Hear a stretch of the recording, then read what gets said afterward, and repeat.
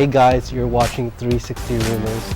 Today we're going to look at a new accessory from Kodak PIXPRO. It's a monopod that's designed specifically for the SP360 and other 360 cameras. Let's take a look. So in this video, I will first talk about what's included in the kit. Second, I'm going to talk about its parts and how it's operated. Next, I'm going to talk about its advantages and disadvantages compared to the other monopods. The monopod comes with two parts. There's the monopod itself, and it has a removable tripod base. The kit also includes a quarter 20 to GoPro adapter, so that you can use it with the dual bracket that comes with the SP360 4K Dual Pro. So the monopod is made of aluminum, I believe, and it looks pretty well made. And it has 4 segments, including the handle, and it uses twist locks. The tip has a quarter 20 standard tripod attachment. There's no ball head. Because there's none, you can use your own high quality ball head if you want, or you can just attach the 360 camera directly to the monopod. The base has a quarter 20 insert, and it seems to be made of metal, and it seems to be very solidly welded to the body of the monopod. Unlike some monopods that I've had that are made of plastic and have a weak connection, this one is really solid. So the second part of the kit is a removable tripod base.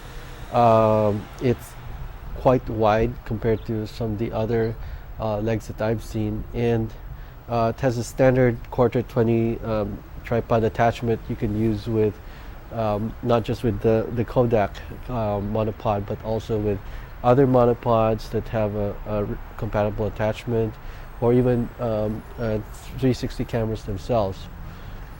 It's made of steel, I think, and it's quite heavy. I think when you expand the base, it can be up to around 14 inches radius. So it's quite wide. That's one of the things that I like about it. So now let's talk about how the Kodak monopod is used. So to extend it, you use these. There are these twist locks. You untwist it to loosen it, extend it to the desired position, and then twist it back to lock it. And it's pretty fast compared to some of the other monopods or lighting stands that I've had. So let's say you've mounted your camera, you're ready to deploy your monopod. So you can do this. You can just grab all 3 segments, untwist them, and it extends to its full length. Then of course you have to lock each segment individually.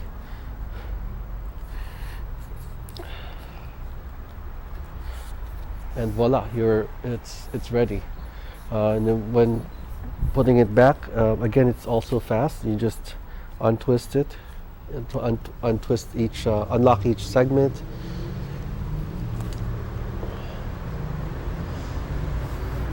And then of course you tighten it to lock it.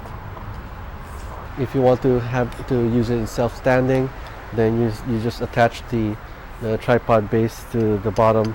Then you open it to the desired position or angle and let it stand. There's no lock per se for the tripod legs. It stands mostly because of just basically of friction from the rubber tips in the legs. But it's still pretty stable. But for maximum stability, it's best to open it to its widest position. And that's what I would recommend if you're going to use it outdoors. So now let's talk about the advantages and disadvantages of the monopod.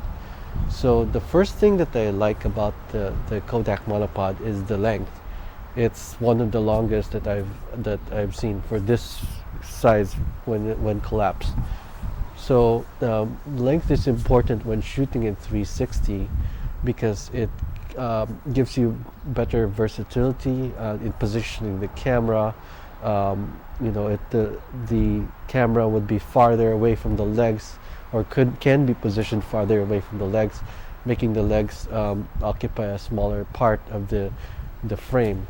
And besides that, when you're shooting with, let's say, a tiny planet shot, then you can raise it up to a higher angle and capture a greater vantage point that makes a tiny planet look more detailed and look more like an actual tiny planet, compared to as opposed to, let's say, just hand holding it, and it will look like you're just capturing the immediate surrounding. Now, the second thing that I like about the Kodak monopod are the tripod legs, because they're kind of wide compared to some of the others that I've used, and like I said, they're a little bit heavy, so as a whole it's more stable than many, let's say, selfie stick tripods or similar size monopods. So that's the second thing that I like about the Kodak monopod. Now, the third thing that I like about it is the twist lock, which allows it to extend or collapse very quickly. That's the third advantage. The fourth advantage is that the tip of the monopod is just a standard quarter 20. It doesn't have a ball head, and that's an advantage because you can put your own ball head if you want, or if you don't need a ball head, which is the case for many 360 shots, you can simply attach the camera. You don't have to wonder if it's exactly level. It will simply be level. It will be more stable that way too. So that's the fourth advantage of the Kodak monopod. Now let's talk about the disadvantage. So the one thing that I have mixed feelings about is the tripod legs, because actually, like I said, it's an advantage in terms of stability, but what I'm not so fond of is the fact that it doesn't fold into the body, it doesn't collapse. It has to take up additional space in your bag or your kit, and if you want to attach it all the time to the monopod, you can do that, but it's going to be quite long. The other thing is that the tripod legs, they don't lock, so there's a chance that if you use them in one of their taller positions, there's a chance that they could get bumped, and the whole thing could come falling down, which is why I suggest to use it at its widest position, especially when you're outdoors. So those are the two things that I wish could be better, but like I said, overall the Kodak monopod is still very good. It's very convenient, very useful because of the length and how quickly it can be extended and collapsed. So before we go, one thing I wanted to show you guys is a modification that I did, which is to use the tripod legs from the Monoshot, which is another monopod that I like to use. So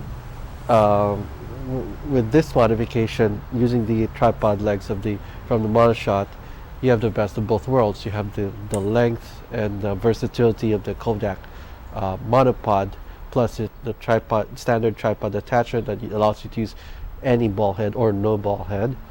And at the same time, you have the tripod legs from the Monoshot, which fold into the body, as you can see, and they lock into position at there are 3 different positions. So besides the fact that they can be extended or shortened as needed. So using the tripod legs from the Monoshot plus the Kodak monopod itself, I have the best of both worlds. Of course, it's gonna be kind of expensive because you gotta buy the monoshot plus the Kodak. But if you want no compromises, or if you happen to have the monoshot, then you can do that, and it works really well. So thanks for watching this video, and pardon my allergies. I hope you found the video helpful, and thank you very much to Kodak for sending me this shirt. I think it's pretty cool and shows the world your passion for 360 shooting. So thanks again, and I hope you'll hit the like button and please subscribe. Thank you very much.